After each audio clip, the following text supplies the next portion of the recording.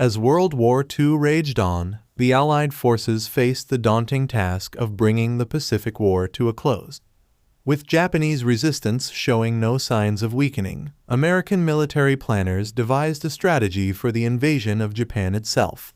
This plan, known as Operation Downfall, was divided into two phases: Operation Olympic and Operation Coronet. Operation Olympic, the initial phase, was scheduled for late 1945. This article delves into the details of Operation Olympic, its strategic significance, and the harrowing predictions of potential casualties. Strategic context: the need for invasion. By mid-1945, the Allies had achieved significant victories in the Pacific, capturing key islands and bringing the fight closer to Japan's home islands. However, Japan's resolve to continue fighting remained unbroken. The successful Allied campaigns, including the capture of Okinawa in June 1945, provided critical bases for launching further operations. The Japanese homeland was heavily fortified, and the prospect of an invasion presented enormous challenges. Operation Downfall. Operation Downfall was the codename for the overall Allied plan to invade Japan. It consisted of two main parts. 1. Operation Olympic, the invasion of the southern Japanese island of Kyushu, planned for November 1, 1945. 2.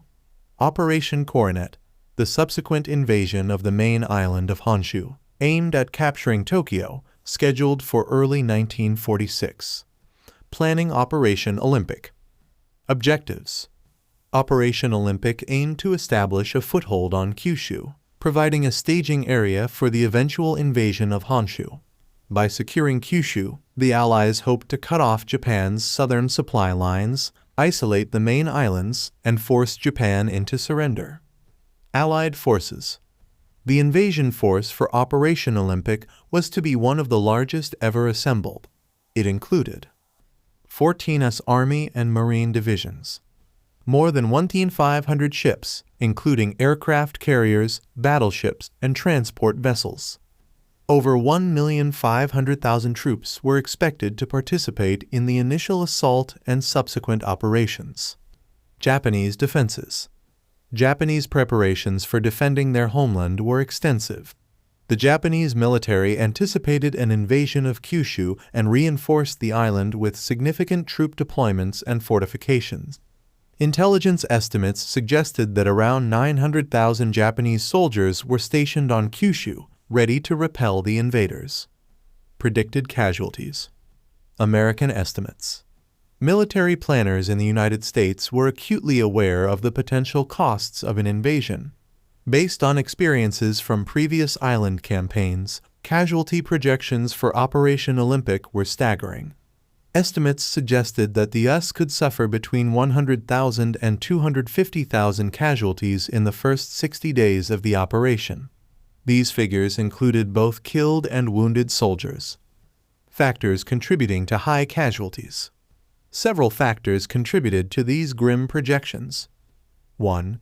Japanese resolve. The Japanese military and civilian population were expected to fight fiercely to defend their homeland, employing kamikaze tactics, guerrilla warfare, and suicide attacks. 2. Fortifications. Kyushu was heavily fortified, with extensive bunkers, artillery positions, and minefields. 3. Terrain. The rugged terrain of Kyushu favored the defenders, making it difficult for the attacking forces to advance. 4. Logistics. Supplying and reinforcing the invading troops would be challenging, further complicating the operation. The atomic bomb and the end of the war. Averting Operation Olympic. As preparations for Operation Olympic continued, a new weapon emerged that would change the course of history. On August 6 and August 9, 1945, the United States dropped atomic bombs on Hiroshima and Nagasaki. The unprecedented destruction and loss of life prompted Japan to surrender on August 15, 1945, effectively ending the war. Legacy and reflection. Operation Olympic was never carried out, but its planning and potential consequences remain a sobering reminder of the costs of war.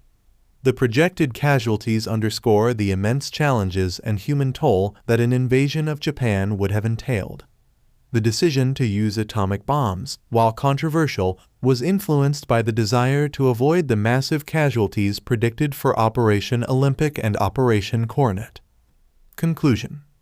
Operation Olympic stands as a testament to the complexities and brutal realities of planning large-scale military operations.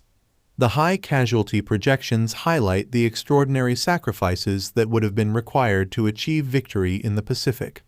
Ultimately, the end of World War II came through a different means, but the story of Operation Olympic serves as a poignant reminder of the human cost of conflict and the desperate measures considered to bring about its resolution.